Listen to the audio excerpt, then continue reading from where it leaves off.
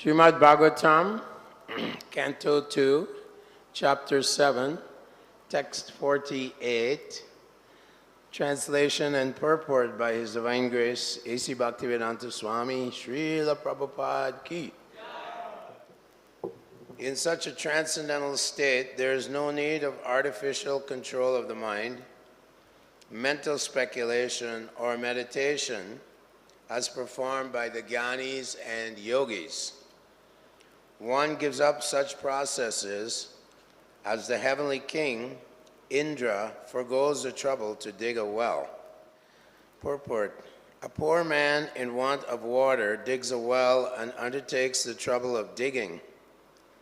Similarly, those who are poor in transcendental realization speculate on the mind or meditate by controlling the senses. But they do not know that such control of the senses and achievement of spiritual perfection are simultaneously made possible as soon as one is factually engaged in the transcendental loving service of the Supreme Person, the personality of Godhead. It is for this reason that the great liberated souls also desire to be associated in hearing and chanting the activities of the Lord.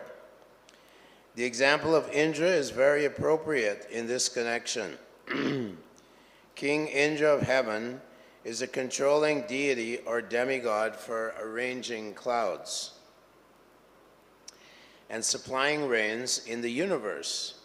And as such, he does not have to take the trouble to dig a well for his personal water supply. For him, digging a well for a water supply is simply ludicrous. Similarly, those who are factually engaged in the loving service of the Lord have attained the ultimate goal of life. And for them, there is no need of mental speculation to find out the true nature of God or His activities. Nor do such devotees have to meditate upon the imaginary or real identity of the Lord, because they are factually engaged in the transcendental loving service of the Lord. The Lord's pure devotee have already achieved the results of mental speculation and meditation. The real perfection of life is therefore to be engaged in the transcendental loving service of the Lord. Om Jnana Timirandasya Gena Gena Shalakaya Chakshur Unmilitam Gena Tasmai Shri Guruve Namaha. Gum Karoti Vachalam Lang Pangur Langaite Girim Yat Kita Tanaham Bande Shri Guru Dirataine.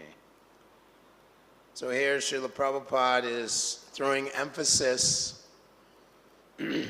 on the superior nature of prema bhakti. Premanjana charita bhakti vilochanena sandasa deva hridayeshu vilokayanti yam syamasundara machintya guna swarupam govindam adi purusham tamaham bhajami. That the gopis, they were not concerned with the Vedas and performing great mystic yoga. They're simply concerned about Krishna, who's walking in the forest of Vrindavan, and his feet are so soft that they're in anxiety for his stepping on pebbles and stones in the forest of Vrindavan. And Prabhupada said this is the highest form of love and the goal of human life. So Krishna warns Arjuna, Klesho dikataraste sham, in the 12th chapter of Bhagavad-Gītā, that Klesho dikataraste sham avyakta shakta chetasam avyakta hi gatir dukam dehavadbir avapyate. Arjuna was inquiring, is devotional service to you, is it actually better? Which is better? Just the practice of intellectual speculation to attain the Brahman, the effulgence of the Lord? Or is the bhakti process better? And Krishna warns here that this process of impersonal realization, attaining Brahman realization, first of all, it's incomplete, as Prabhupada says many places. And secondly, klesha is full of misery, is full of anxiety and problems. It's a big struggle because, Prabhupada says here, is actually artificial. It's an artificial way. Actually, Prabhupada said that the soul is always hankering for love. There is abhideya, sambandha, abhideya, and prayojana. That the soul must have a relationship. The nature of the soul is to love. And Prabhupada says, without love, there's no real happiness. You can't be happy. So everyone is looking for love, even here in the material world. Unfortunately, the love is tarnished by the mode of passion. Krishna says, Rajasastu palam dukam, that the fruit of the mode of passion is simply misery. So there's no real love, as Prabhupada would say, no love in the material world.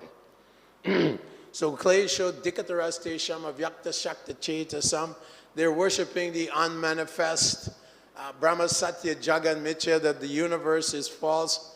No, it's not false. Krishna says, Sarva Loka Maheshwaram, all the planets come from me. Without any effort, natasya karyam karanam cha vidyate, natatshamascha vyadikastra drishyate. That without any effort, Krishna has such unlimited potency. The son of Maharaj, he has so much unlimited potency that just by his will, millions and trillions of universes are flowing out of the pores of his plenary expansion, Karanadaksha Vishnu. And within each universe, there's so many millions of species of life, all designed by Krishna's infinite intelligence. So all they're discovering when they discovered the DNA, when they discover the complex nature of the self, of the cell, they're simply discovering Krishna's infinite intelligence. So the impersonalists, they have experienced unhappiness in this world, and they're trying to attain some kind of moksha. So Krishna tells Arjuna later on in the 12th chapter, Maya vesha mano yemam nitya yuktu pasate shradavan pariyopetas teme yuktatamo mataha. That the highest stage of God consciousness, self-realization, is Maya vesha mano yemam, to remember me. And you can't really remember someone unless you have some emotional attraction to them. So Prabhupada gives the example of a woman, and she's doing her household duties, but she has this a relationship with some paramour. And so she's always thinking about that person. In this way, Krishna says in the Gita, Tasmat sarveshu kaleshu mam anusmarayudyacha maya veshamano yemam. That simply engage in your duties and fix your mind upon me. How do we fix our mind on Krishna? We have to adoshada tata, sadhu sangat tata, bhajana kriya syat tato, narta nivriti syat, tata nishta tato ruchi. You have to have a taste for the holy name of the Lord. Inside the holy name, there is so much nectar. There's so much ananda. Because it's non-different from Krishna. Krishna is Satchit Ananda. And Krishna reveals himself. He says, I reveal myself. Right?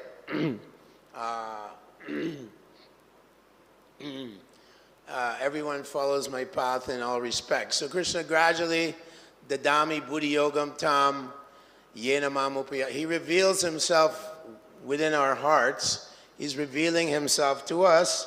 And slowly this bhakti lata, this bhakti lata, the creeper of devotional service, becomes more and more stronger and more nourished, and it grows and grows and grows. So the process of devotional service is so much superior, but it's also much easier. Lord Chaitanya Mahaprabhu, he convinced Sarvabhauma Bhattacharya that Atmaramas Chamunayo, that verse about the Atmaramas, the real Atmaramas, are those who are Mamchayo Vabhicharana Bhakti Yogena Sevate Saganan Samatityaitan Brahma Bhuyaya Kalpate, that those who engage in my pure devotional service without any tarnish of any desire for name or fame or moksha or anything, that person is tasting the highest love of God. Chaitanya Mahaprabhu was laughing at Sarvabhauma Bhattacharya. He said he's simply been eating dry oil cakes, but now he's acting like a little boy. He was having water pastimes with Ramananda Roy at the Virendra Sarovar, at the little ghat near the Gundicha Mandir. And they were splashing each other like little, like teenage boys. So Chaitanya Mahaprabhu said that Sarvabhauma, he was a logician, and he was the superintendent of the Puri temple. So he's a big intellectual. He's saying, Gauranga Lord Chaitanya met him. He's saying, you took sannyas from a very inferior Bharati, the Bharati Sampradaya. I am Bhattacharya.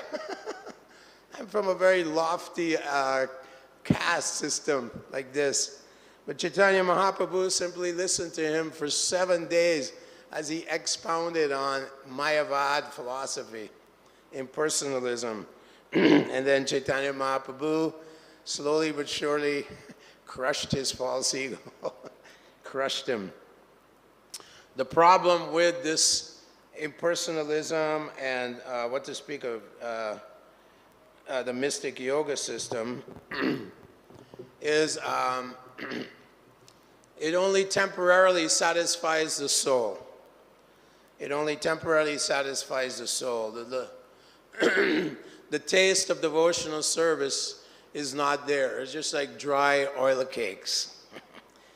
We know that Prakashananda Saraswati was also considering that this chanting of the holy name was merely sentimental. That this Gauranga Chaitanya Mahaprabhu, he was in Varanasi. He's a sentimental sannyasi. But Lord Chaitanya Mahaprabhu, he has descended to give us this, this Bhakti Rasamrita, Sindhu, Bindu, the ocean of devotion, the nectar of devotion. And he's empowered Rupa Goswami to write so many literatures on how the inhabitants of Vrindavan experiencing such prema, such love for Krishna, that when Akrura was taking Krishna and Balaram away from Vrindavan, the gopis, some of them even gave up their bodies. When the Brahmins, the caste Brahmins, Tat Karmo Nitpano Vipro Mantra Tantra Visharada, they knew all the mantras and tantras, Avaishnavo Nasat Guru, but they were not devotees. Vaishnavanam Swapacho Guru, even one born in a family of dog eaters. Can you imagine eating dogs? But if he's fortunate to get the dust from the lotus feet of a great devotee of the Lord, if he bathes in that dust, right? Naisamati stava the rukamangring spishartanartamamo yadarta. That if one bathes in the dust coming from the lotus feet of a great devotee, then even if he's born in the family of dog eaters, he's far superior, and he's the real spiritual master of the world. So this process of impersonalism here is completely inferior, and the Lord Chaitanya Mahaprabhu is gradually dissipating Nirvishesha Shunyavad. Śrīla Prabhupāda, empowered by Bhakti Siddhanta Saraswati Thakur, and Bhaktivinoda Thakur, they're all lined up to destroy this ubiquitous, this spread of impersonalism. So one time in San Francisco, this hippie put his hand up, and Prabhupada was giving a talk. This was in 68, long time ago, 1968. The hippies were all coming to Prabhupada. Swamiji, I'm God. Prabhupada said, Jai, please accept my humble obeisances, and now you can leave. So, another time someone put their hand up, Prabhupada was giving big lecture of 300-400 people in America. And one person put their hand up, Swamiji, we're God, I am God. And Prabhupada looked at them and said, you are God? He says, you are dog. D-O-G, not G-O-D. So this is very foolish ideas. And here it's described by Sukadeva Goswami as an artificial control of the mind. Madhavendra Puri himself, he said, let the scholars of the Vedas, let them go on speculating on the Vedas and all the various literatures in the Vedic literatures, the Puranas, the Upanishads. I simply want to remember the son of Maharaj Nanda, who is herding calves in the courtyard of Maharaj Nanda. This is Madhavendra Puri. He's actually, according to the Ganodesh, Gaur Ganodesh Dipika by Kavi Karnapura, Madhavendra Puri is a Kalpavriksha tree which came from the spiritual world and acted as the root for the tree of Lord Chaitanya. He set the stage for Lord Chaitanya's appearance. So Chaitanya Mahaprabhu had very great respect for Madhavendra Puri.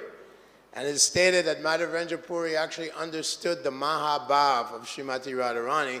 Very few could understand Radharani's Mahabhav, her feeling of intense separation from Krishna.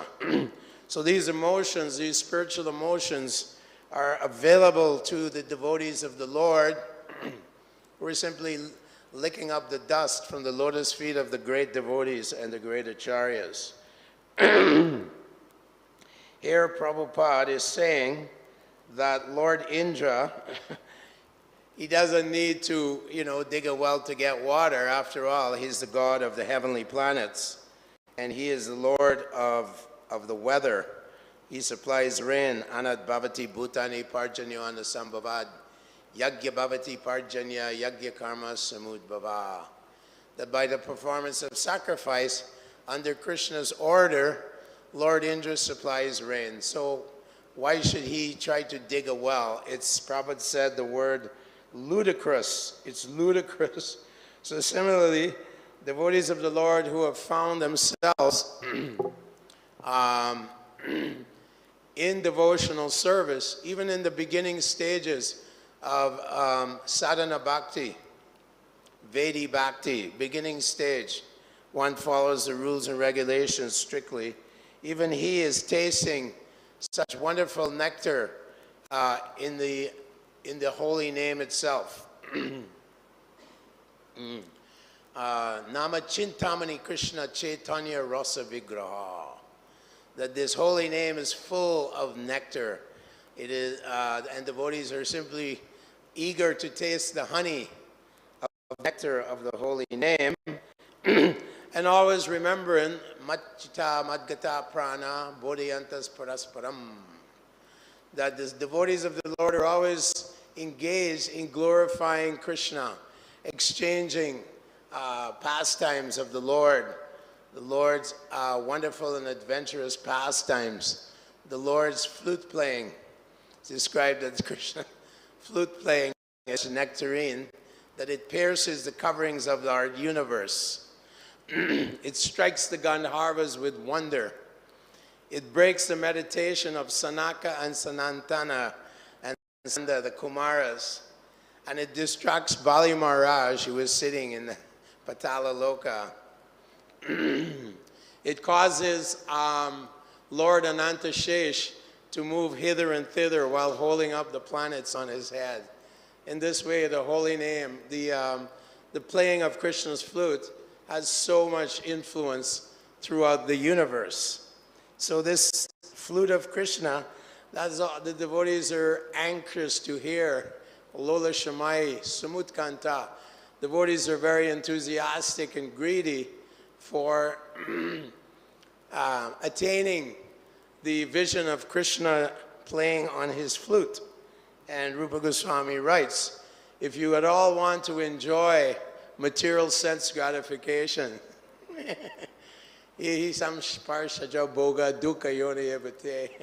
you want to go and enjoy Bhog, Vishendriya Samyoga Yattat Agre Mitopamam, tastes like nectar in the beginning, Parinama Vishameva, but in the end it's like poison.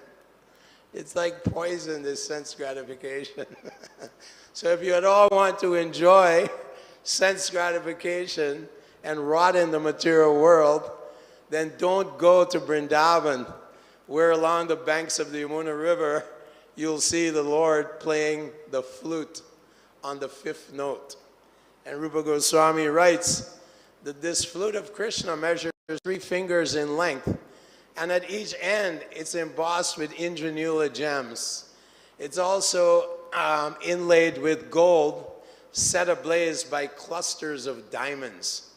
I don't know the Sanskrit, but Rupa Goswami writes this beautiful poetic description of Krishna's transcendental flute. His flute is so wonderful that when Radharani hears his flute, her body starts to tremble. And one gopi was standing there with Radharani in the forest of Vrindavan, and she was asking Vishaka and Lalita, why is Radharani trembling? Radharani's body was trembling from hearing Krishna's flute playing. And the Vishaka tried to cover up the situation and said, oh, there must be a cold wind blowing. The gopi said, I don't feel any cold wind. In this way, Radharani, just by hearing Krishna's flute playing, her body becomes uncontrollably trembling and shuddering, and her hairs stand on end. So these are given to us by Krishnadas Kaviraj Goswami and Śrīla Prabhupāda. These descriptions are in the Chaitanya Charitamrita, the nectar of Lord Chaitanya's pastimes. And he's giving us pure explanation of how we can attain these levels of devotional service. Of course, at first, we have to avoid all the offenses, right? Anartha nivritti syat. Get rid of all your material desires. Pretty soon, I think it's either tomorrow or the next day, we're going to celebrate cleansing of the Gundich Mandir. So this represents cleaning our hearts. Cheto darpanam arjanam bhava mahada bhagni nirvapanam. We have to clean our hearts with the mop of the holy name, with the brooms of the holy name.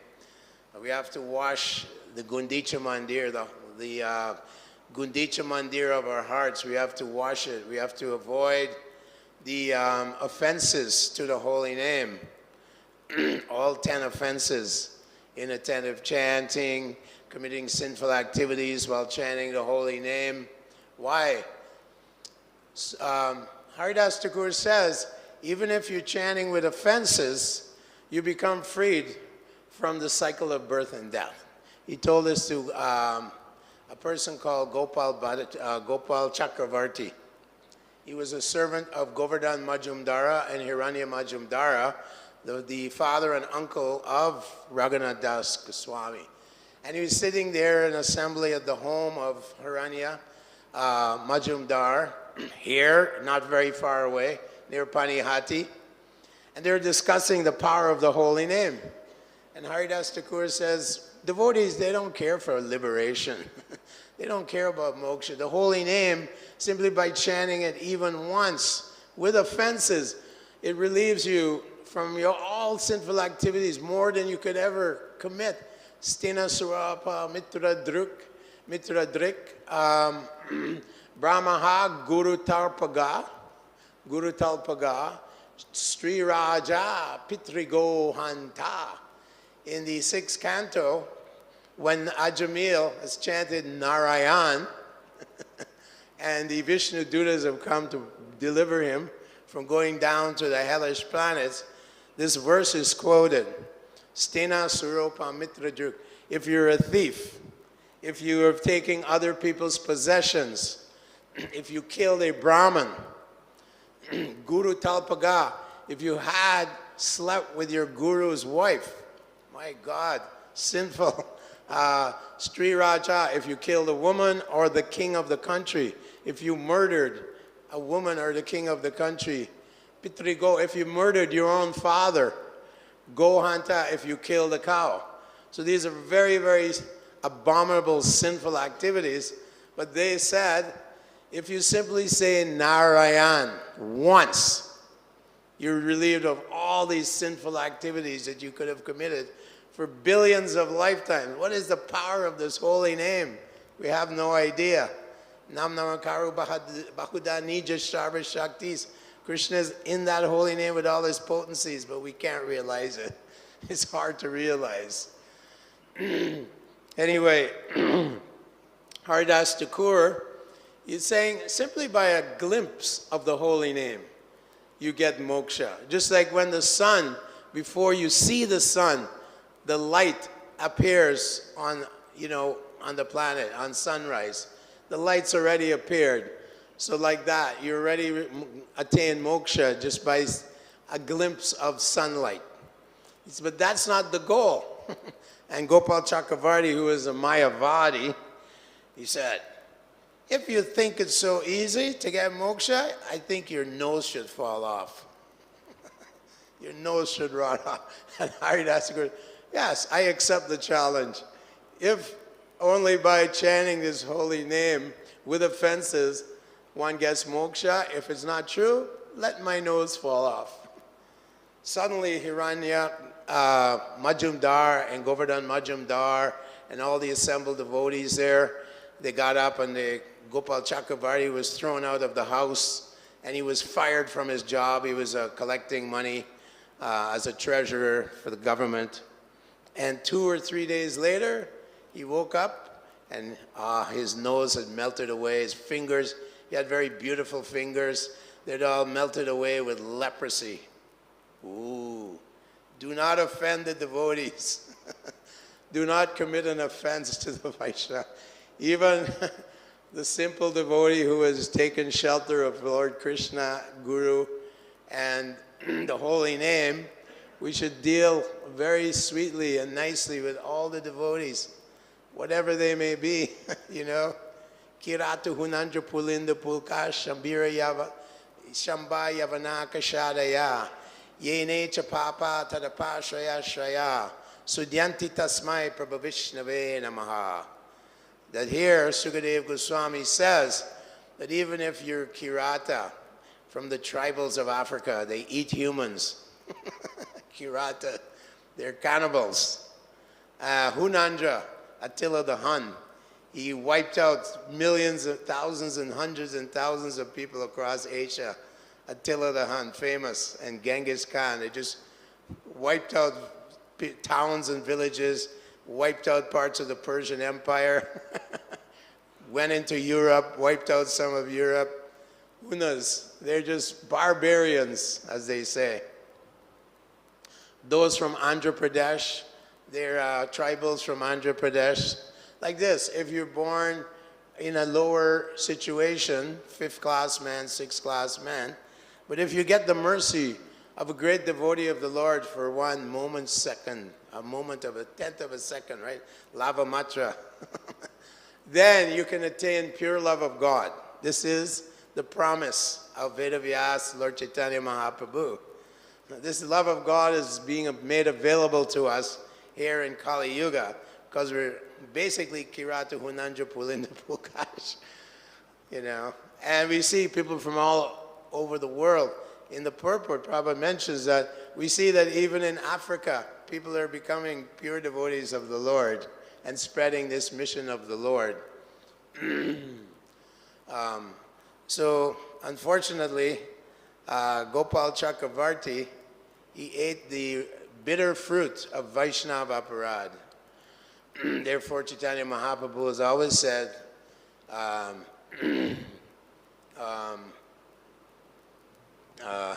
Trinadapi sunichena turur eva sahishnuna. Amanina manadena kirtaniya sadhari. We have to be very tolerant and very humble and feel ourselves lower than the straw in the street. More tolerant than the tree. Tree is very tolerant. People cut the limbs, it doesn't protest, stands in the heat. There you go, have some mangoes. It's very hot outside. It's giving unlimited mangoes. And people come and pick the mangoes. What did they do for the tree? Nothing. Thank you, bye. Like that. So this is the emphasis that Lord Chaitanya Mahaprabhu himself set, the example he set, and the two brothers, Rupa Goswami and his brother Anutam, when they met Lord Chaitanya in Kashi, they put some straw in their mouth and they tied rope around their necks. And this is how they approached Chaitanya Mahaprabhu. Rupa Goswami is actually a Manjari, Rupa Manjari. And here he's being so humble. Sanatana Goswami, another Manjari, coming from the spiritual world. But he's telling Lord Chaitanya, I have no qualifications. People say I'm very aristocratic and I have so much knowledge. But Sanatana Goswami is saying, I have absolutely no knowledge. I don't know what the purpose of my life is. I don't know what the goal of my life is. I don't know who I am. I thought I was a big aristocrat in the Muslim government. He gave it all up. Chatvaturnamashesha Mandalapati, Srinam Sadatu Chavat. The six Goswamis gave up all concepts of aristocratic life and just wore some cloth and lived under a different tree every night in Vrindavan, writing beautiful descriptions of pure devotional service. They were empowered by Lord Chaitanya. It says that just as Lord Brahma, his heart was empowered by Super Soul, by Krishna. Tene Brahma Hridaya Adhikavaye. So it's described by Krishnadas Kaviraj. Similarly, Chaitanya Mahaprabhu entered into the heart of Rupa Goswami and empowered him to describe the most esoteric and the most confidential aspect of pure love for Krishna. And Śrīla Prabhupāda one time, he was poking Brahmananda. Brahmananda said, Prabhupada, what does it mean, causeless mercy? What does that mean, causeless mercy? Prabhupada took his walking stick and he poked Brahmananda. He said, here, this is causeless mercy. Take it, take it. Force it. You have no qualifications, but here, you can take this like this. So I said, that is causeless mercy. We have no qualifications, so we have to amanidvam, adambidvam, ahimsa shantir arjavam. Krishna tells Arjuna in the 13th chapter, amanidvam, adambidvam. Beat the mind, you know. Make it humble. Give up your pride, false pride, false ambitions to become a big man in ISKCON. People bring me Mahaprasadam exactly at 12:30. I have rasgullas. I get the rasgullas. This is not the idea. Gauranga Mahaprabhu himself, he told this Pradyumna Mishra, big high birth Brahmin, Pradyumna Mishra, I know nothing. If you want to know something, you have to go and visit Ramananda Roy. If you want to know about devotional service, don't approach me. You have to speak to Ramananda Roy. Ramananda Roy is a devotee of Lord Chaitanya.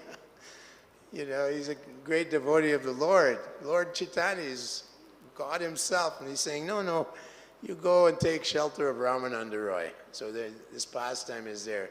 So Gauranga Mahaprabhu always exhibited humility and tolerance. He sat there where people washed their feet in Varanasi with, what's his name? Sarasvati. Prakashananda Saraswati, and converted 60,000 of his disciples to pure devotional service. Wherever Chaitanya Mahaprabhu went, South India, he converted the Buddhists to pure love of God. He converted so many Shivites and impersonalists to pure love for Krishna. That is the ultimate goal of life. Therefore, Srimad Bhagavatam, Nigama Kalpatarur Galitam Phalam, is the ripened fruit of all Vedic literatures. Karma Kanda, Jnana Kanda, Vishera, Vishaya Bandha. Narottam Das Thakur says that ritualistic activities for fruitive gifts, right? Ishtan Bhogani Vodeva, Dasante Yagabhavitaha, Tardatana Pradayabhyo Yobhankta. Like people worship demigods to get some fruits, some gifts. But here, Krishna is saying, I'm empowering the demigods, and ultimately everything comes from Krishna. So Chaitanya Mahaprabhu exemplified the psychology of a devotee. Krishnadas Kaviraj Goswami also stated that one who hears my name will lose all results of his pious activities. One who speaks my name will certainly descend to the hellish planets. So this is very humble state of mind. Trinadapi sunechena toror eva sahishnuna. And this is the example of all of Lord Chaitanya's empowered devotees. All of Lord Chaitanya's empowered devotees. In Holland one time, Prabhupada was preaching about chanting Hare Krishna, and they were doing, I think it was a fire sacrifice, and the devotees were fumbling and making mistakes. And there were some hippies there also observing, and Prabhupada was getting a little annoyed with his disciples. They weren't doing it properly. And he was getting upset. And the hippie said, "Why don't you chant Hare Krishna?" And then Prabhupada immediately, "Yeah, Hare Krishna, Hare Krishna." So he accepted this. He didn't, challenge, like, "How dare you?" He's very, very humble. And sometimes Prabhupada would ask, people would ask him, "Swami, do you know everything? Are you the great guru?" Prabhupada said, "No, I'm simply a servant. I'm simply your servant." So this is the mentality of the pure devotees of the Lord. They janiyatu ashu vairagyam jnanam chaya dahoitika. They have no needs, no desires, no aspirations for anything in the material world. Nothing. Zero, right? Anyabilashita shunyam. Everything zero in the material world. Subtle and gross. So I'll stop here. And I'll ask devotees to give comments or questions. Yes, Prabhu.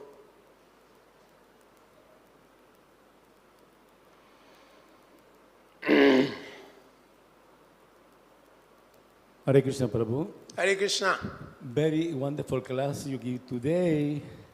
I Thank have two questions in one. Okay. One is you say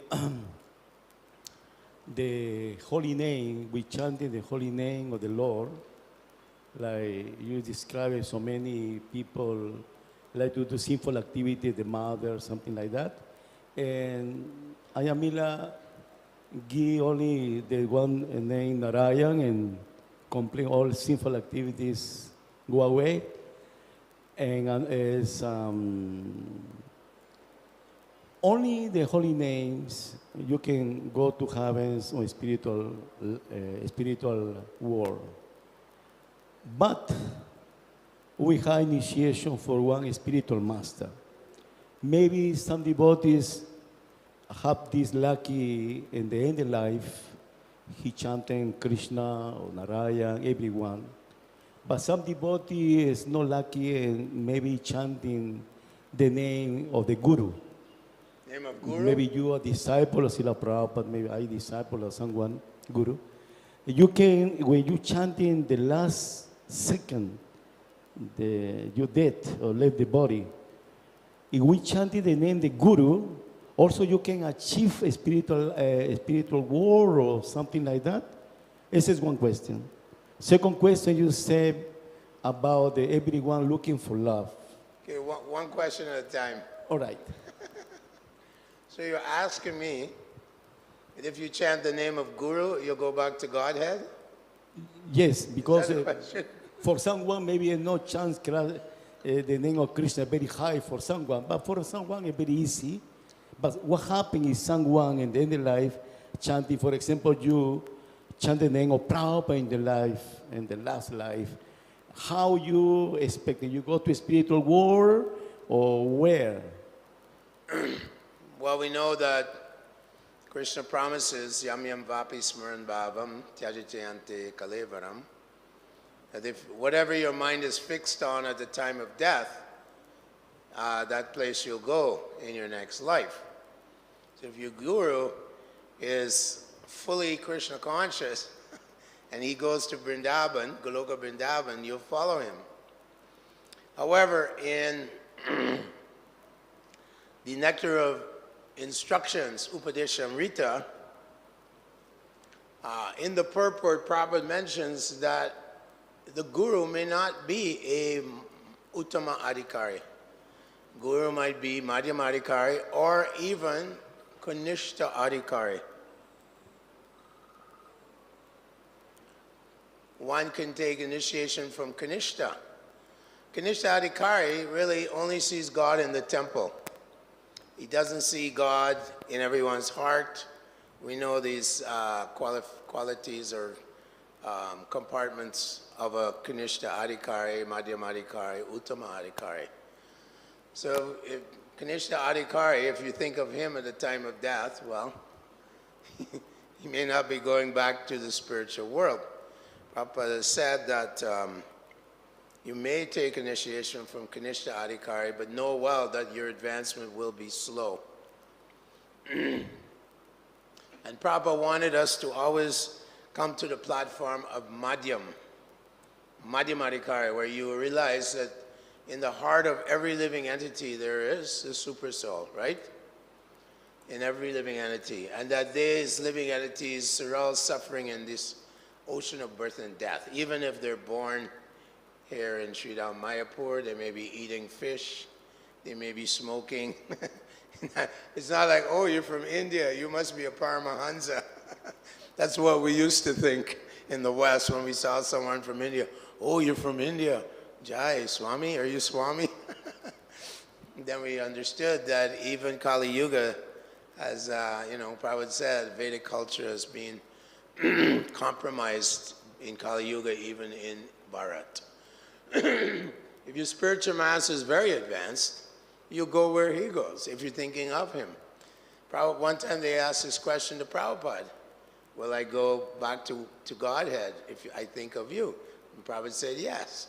However, the spiritual master is asking us, you surrender to Krishna. And Krishna is saying, you surrender to Guru, right? That vidi pranipatena. Krishna is saying, you have to accept the bona fide Guru. And then the Guru is saying, you must surrender to Krishna, right? Sarva dharman prichaya, and so on. So the spiritual master, Shakshadari tvena samasta shastriya yuktashtata bhavyate vashadvi, that he is a representative of God as long as he's following the principles. The spiritual master, Jada Bharat, Maharaj Bharat, he renounced everything like the stool. And he went in the forest. He attained bhava. Bhava is a preliminary stage of Krishna prema. It's a very advanced stage, way past Raganuga Bhakti. There's Raganuga Bhakti, then there's so many different stages. Then you hit bhava. Bhava means you're very attached to Krishna. Your heart, the lotus flower of your heart is opened up, and you're remembering Krishna all day and all night. But somehow the example is, Krishna's using him as an example that, material world is very dangerous. And even you're a very advanced devotee, you better be careful. Be very careful. So the Guru or anyone has to be very careful. Don't play with fire, as they say. We should be very careful not to play with fire. We should always protect ourselves by taking shelter of Upadesha and read instructions of Rupa Goswami, the instructions of Krishna, and various instructions given in the scriptures given by Prabhupada. Because Prabhupada said, even on the royal road, there's always danger. Right? Samashritaye padapalava plavam mahatpadam punya yusho. Step by step, there's so much danger in this world we live in. And Maya, she's always, especially when the more serious you become, the more Maya is pravarinatmika. She's going to throw things at you. She has many kinds of, her arsenal, she has an arsenal of weapons. And she's going to shoot her arrows. So we have to protect ourselves very carefully. Mind control and so on. Samadhamma tapasocham. Mind and sense control is very, very important. Vairagya, renouncing the mind's pushings. That's also vairagya, renouncing the mind's pushings. The mind is constantly pushing, right? Vair eva saduskaram. The wind of the mind is always blowing. Vair eva saduskaram. Very difficult to control the wind. Next question. Yeah, Prabhu. About you say everyone looking for love, okay? And some spiritual love, you can see the proper example. He always say, my spiritual master, Bhaktisiddhanta Saraswati, love me, call to me and do some service. This spiritual love, maybe someone have for the spiritual master, like Prabhupada. And what happened, like you are this Prabhupada disciple, when you have initiation for Prabhupada, you feeling this spiritual love for Prabhupada or only for maybe you find some refuge in spiritual institution? How you take initiation for Prabhupada? You have some spiritual love for Prabhupada, or how you take initiation for Śrīla Prabhupāda? I want to know this only. Please, not coming humble, but speak the truth. Well, the sincere soul, Brahmanda Brahmite Kona, right? The sincere soul is seeking. As many are looking. What is the solution? What is the real solution? So many of us, we're searching. We're all searching. You know? Kali Yuga, so much hypocrisy. Kalir dosha nide. So I was just a very young guy, 18, 19, and I could see so much suffering. Although I lived in a wealthy country. I lived in the United States, I lived in Canada. Both places, very so-called wealthy country. You know, everything looks good. But I noticed that in my neighborhood, which was a nice neighborhood, no one's very happy. No one's at all happy. They're suffering, there's conflicts, sometimes their children commit suicide, and they have everything. So, and with a little bit of intelligence, Krishna Varnam Tvisha Krishna Sangopanga Yagdai Sankirtane Yajanti Hi Shume. If you have a little intelligence, start thinking, you know, there's something wrong with this model, this paradigm, you know, the American dream, this paradigm. There's something wrong with it. It looks like a beautiful cake. When you take the slice and you chew on it, it's poisonous. You start dying from this beautiful cake. You know, your body gets sick. So like that, we're looking, and Śrīla Prabhupāda, he told his disciples to go in the streets and chant Hare Krishna. So then, you know, you're trying to give the holy name to lost souls, and they come and, you know, they're representing Prabhupada. So Prabhupada told us, you must go out and chant Hare Krishna in the streets, in the public places, and that's what we did. And then, of course, later on he said, you must distribute my books also, which is nothing but kirtan. So as one associates with devotees, one develops one's faith. One becomes faithful. Then, you know, Krishna is also within the heart, and he's giving you jnana dipena bhashpata. He's giving you the light. Oh, I see. Sattvam sanjayate jnana. You start getting this knowledge that you're not the body, and that Krishna, God is a person. His name is Krishna, you know, and he's got a mother named Mother Yashoda, but it's all transcendental, you know. He's the father, but he's also the son. So these things are revelations from within the heart. And then after some time, the spiritual master is approached, and you ask, please accept my bad karma. Please take all my sinful reactions on your head. So Prabhupada was saying, I shouldn't have taken so many disciples, because many times I get sick, because some of my disciples are falling down and so many problems in his movement. But he took so much risk to establish this Sankirtan movement. I mean, in the 60s, 70s, the movement exploded in America and these countries. And how did, you know, how did Mayapur manifest? How did Vrindavan manifest? How did Bombay manifest? It was little guys, 24-year-old guys, running around distributing Prabhupada's books all over America and, you know, the West, you know. And every dollar, they said every dollar came to build Sridham Mayapur and Sri Vrindavan. And Prabhupada did this. He engaged these monkeys. He said, you're white monkeys. He engaged us monkeys, and, you know, he empowered us. He empowered devotees to go out there and spread this mission and build the movement. Prabhupada built the movement. Without Prabhupada, there's no question about this movement exploding, you know. So it instills love in your heart. Even many of his disciples may have fallen away. They loved Prabhupada. And they did something for Prabhupada. And Prabhupada said, I will never forget them. I will come back and bring them back to Godhead. Prabhupada said that.